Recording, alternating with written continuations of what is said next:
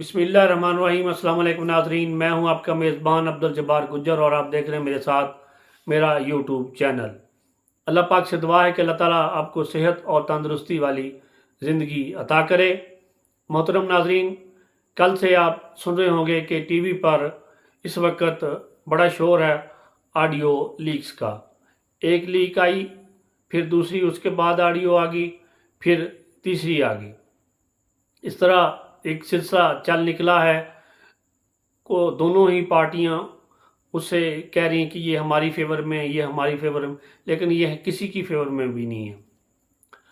तो पहली जो ऑडियो आई उसमें मियां शहबाज शरीफ साहब हैं, वो अपने प्रिंसिपल सेक्रेटरी साहब से कन्वर्सेशन उनकी हो रही है कि वो कह रहे हैं कि मियां साहब, मरियम बीबी ने मुझे इस काम के लिए कहा है, ये काम इंतहाई मुश्किल है, इसको अगर हम ईसीसी में ले गए, फिर ईसीसी के बाद ये कैबिनेट में आएगा, ये हमारी गले की हड्डी बन जाएगी। इसके अलावा मकबूल पाकर और भी कई बातें थी, मगर वो रेलिवेंट नहीं बनती।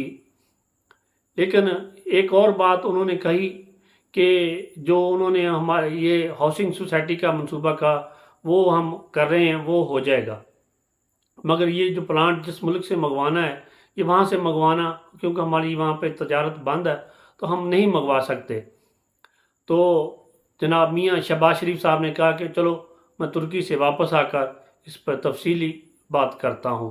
एक तो ये होगी, इसमें जो बातें होगी वो आप टीवी पे आप डिटेल के साथ सुन चुके हैं, लिहाजा बार बार उनका जिक्र मैं समझता हूँ कि मुनासिब नहीं। एक ऑडियो ये थी। उसके बाद जो दूसरी ऑडियो आई वो मरियम बीबी और मियाँ साहब के दरमियान थी। इस ऑडियो में मरियम बीबी अपने चचा यानी कि मियाँ शहबाज शरीफ साहब वज़ीर आज़म पाकिस्तान से ये शिकायत करती हैं कि ये मिफ्ता जो है, मिफ्ता इस्माइल साहब, ये हमारे लिए मुफीद साबित नहीं है, ये डॉलर को बढ़ा रहे हैं और ये टीवी पे आकर कुछ इस तरह के बयानात देते हैं जिनको हम डिफेंड नहीं कर सकते। एक बात तो ये की। दूसरी बात जो उन्होंने की कि जनाब परवेज़ इलाही साहब ने अपने बड़े भाई के साथ कोई अच्छा सलूक नहीं किया, उसको भी धोखा दे दिया। अच्छा, फिर एक और बात की कि वो कामरान शाहिद साहब जो प्रोग्राम करते हैं दुनिया न्यूज़ पर, उसमें आईएसपीआर साहब जो हैं, आईएसपीआर के डीजी जनरल इफ्तिखार बाबर साहब, उन्होंने परवेज़ मुशर्रफ साहब के बारे में कहा था कि वो सीरियस बीमार हैं। ये बात वाकई वो सीरियस बीमार हैं। मैं इस पर एक तफसीली व्लॉग कर चुका हूँ, क्योंकि उनको एक ऐसी बीमारी लाहक है कि जो दुनिया में सिर्फ अभी तक 25 लोगों को ये बीमारी है। इसकी डिटेल अगर आपने जाननी हो तो मेरे इसी व्लॉग के नीचे जाएंगे तो आपको परवेज़ मुशर्रफ साहब और उनकी बीमारी के बारे में डिटेल मिल जाएगी।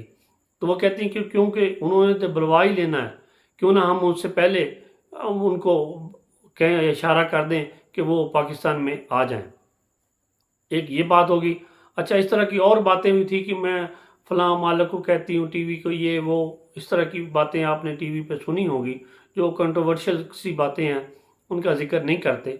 जो तीसरी ऑडियो आई मोहतरम नाजरीन, वो ये थी कि वज़ीर आज़म शहबाज शरीफ उसमें मौजूद हैं, बाकी 4 सीनियर रहनुमा मुस्लिम लीग नून के हैं, वो है पीटीआई के इस्तीफ़ों के बारे में। ये जैसे वो उधर फरमा रहे हैं वैसे ही हुआ। वो कहते हैं कि 30-30 को करके बुलाते हैं, फिर उनमें से देखेंगे 6-7 जिनको रखना हुआ या जिनको आउट करना हुआ वो कर देंगे, जिनके मंजूर करने हुए। तो इसी तरह हुआ कि उसके बाद 11 इस्तीफ़े मंजूर हो गए। ये टास्क जनाब राना सनाउल्लाह साहब को दिया गया था। एंड जिस तरह ये ऑडियो आई उसी तरह हुई। तो एक तो हिस्सा ये हो गया इसका ऑडियो लीक्स का। अब जो इसके पस मंज़र हैं वो क्या हैं, वो जैसे मैंने आपको बताया कि कोई 8 GB का डेटा है, इसमें कोई 100 घंटे की ऑडियोज़ बनती हैं। उस शख्स ने कहा कि मेरे पास इस वक्त पाकिस्तान के जो वज़ीर आज़म हैं उनकी ऑडियोज़ हैं।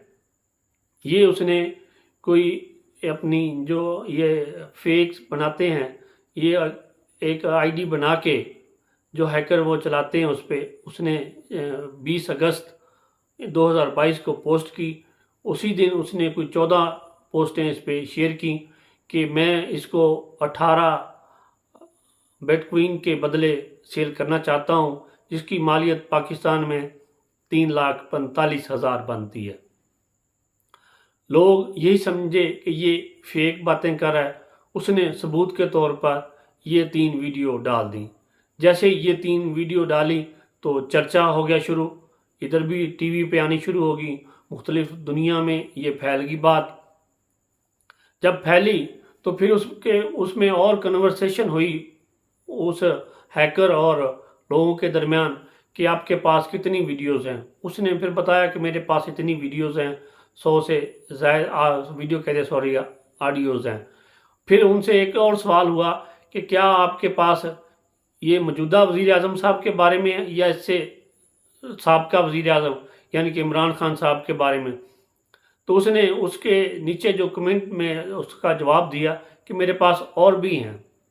तो मोहतरम नाज़रीन, ये पहले अकाउंट नहीं था, अब ही यानी कि 20 को ही ये अकाउंट बना और 20 को इसने ये पोस्टें की और 20 को ही ये इसने अपने ये जो ऑडियोज़ इसके हवाले से बात की और इसकी जो डिमांड ज़ाहिर की वो की उसने कोई 18 क्वीन। अगर वो कैश लेता तो शायद जैसे कहते हैं कि पकड़ा जाए। फिर उसने एक पाकिस्तानी ट्विटर से ट्वीट किया, अकाउंट यहाँ पाकिस्तान की से बनाया। ये बन जाता है जैसे वो लड़के आजकल बना रहे हैं, वो क्या कहते हैं उसको, VPN लगा के किसी मुल्क का कंट्री कोड चेंज किया जा सकता है। उसने पाकिस्तान से ये एक ट्वीट किया उसका जो, तो नाजरीन कोई 3,45,000 उसने डिमांड की।